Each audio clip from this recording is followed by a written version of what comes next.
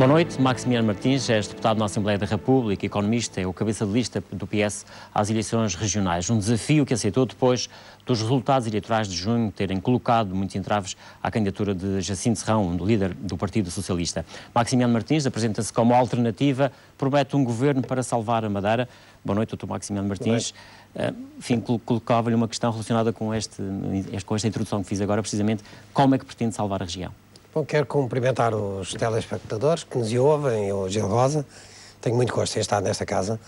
Bom, esta decisão do Sr. Procurador-Geral da República é uma decisão que me parece acertada, porque quem está na vida política ativa deve responder sempre pelos seus atos. Já lá vamos a essa questão. Eu tinha-lhe colocado uma questão, era como é que pretende salvar a região, que é um dos lemas da sua campanha e da sua candidatura. Sim, mas esta questão do Sr. Mas já lá vamos a essa questão também. Permita-me que comece pela questão do Procurador-Geral da República, porque é uma questão que justifica a minha posição face à região. Porque a situação que nós estamos é uma situação de enorme gravidade.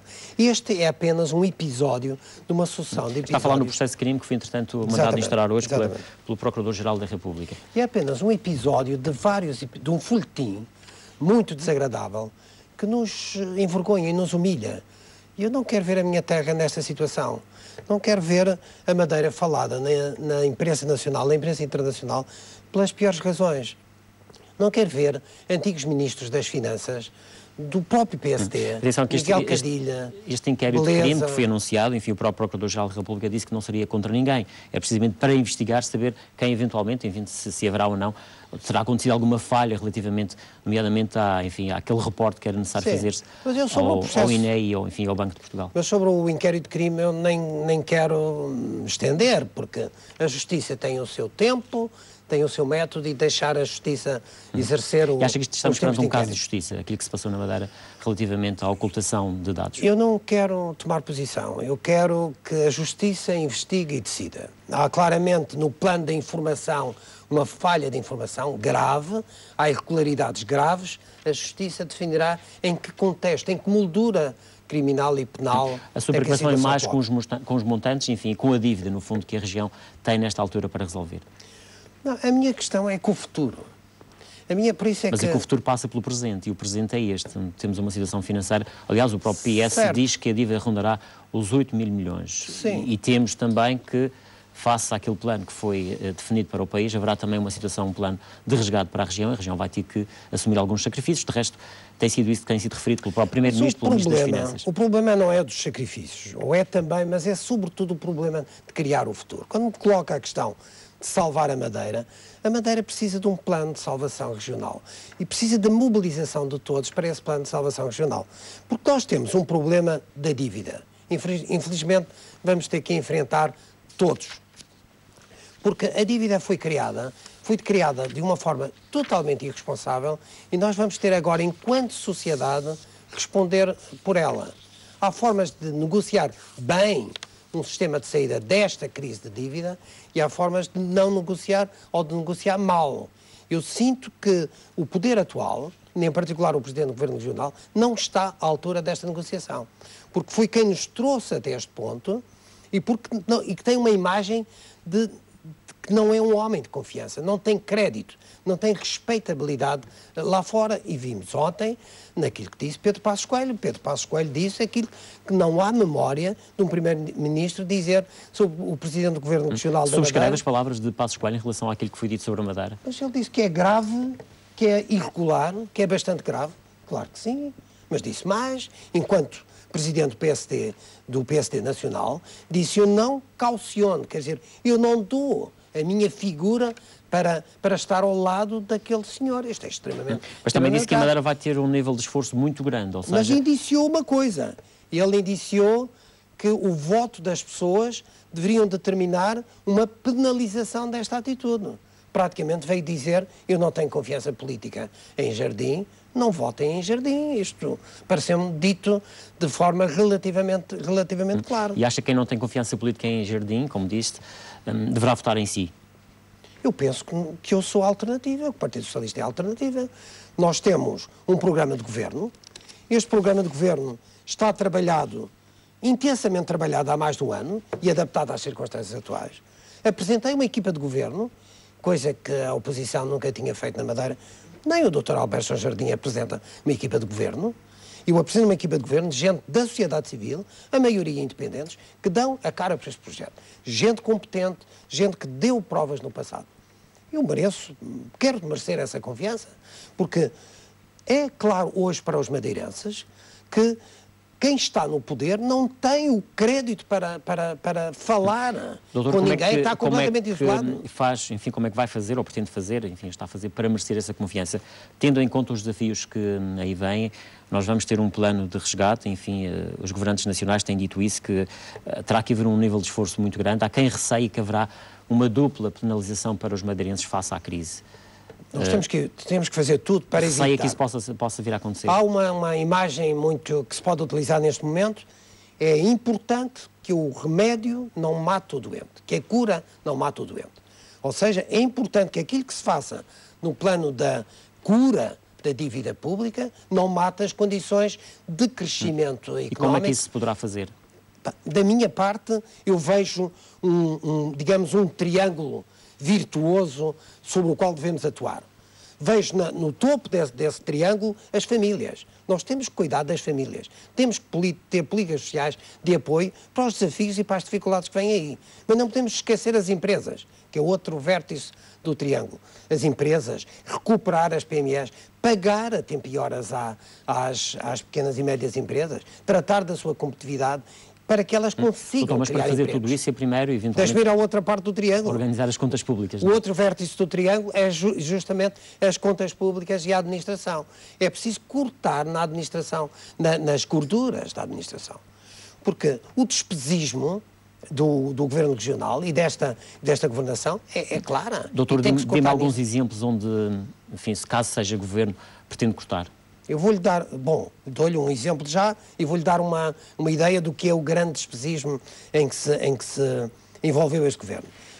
Eu cortava nos cargos de chefia da administração, eu cortava nos subsídios ao Jornal da Madeira, não faz sentido, dinheiros públicos, para ter um jornal que tem a natureza estritamente partidária, que não tem uma função social. Mas fechava o jornal ou mantinha o jornal? E entregava ao setor privado, à Igreja, antes de mais, a Igreja que assuma a sua responsabilidade e que tome conta do Jornal da Madeira, dava-o a €1, que era um valor simbólico. Agora, quero lhe dizer, do ponto de vista de despesismo, para que isto fique claro, eu fiz umas contas, sou economista de formação, e fiz umas contas muito simples. Admitamos que as obras que se fizeram na Madeira até 2000 foram obras estruturantes, não as quero discutir. O aeroporto, a grande via litoral, as vias rápidas, que estão feitas, grosso modo, até 2000. Mas até 2011, a região teve em receitas fiscais praticamente 9 mil milhões de euros nestes 11 anos. Teve dos quadros comunitários de apoio mais de 2 mil milhões de euros. Teve da Lei das Finanças Regionais, da Lei das Finanças Locais, praticamente 4 mil milhões de euros. Se juntarmos disto este montante de endividamento, admitamos que 8 mil milhões de euros, isto dá mais de 22 mil milhões de euros que o Governo Regional da Madeira dispôs nestes últimos 11 anos. 22 mil milhões de euros dava para fazer 42 aeroportos. Nós temos só um e não está pago. Doutor, e pagamos taxas um dos argumentos que tem sido usado pela maioria... Mas deixe-me dizer, dá para fazer 76 hospitais. Nós não temos um hospital porque o Governo diz que não tem dinheiro. E isto é para as pessoas terem a noção que esta ideia de que fez obra não é verdade.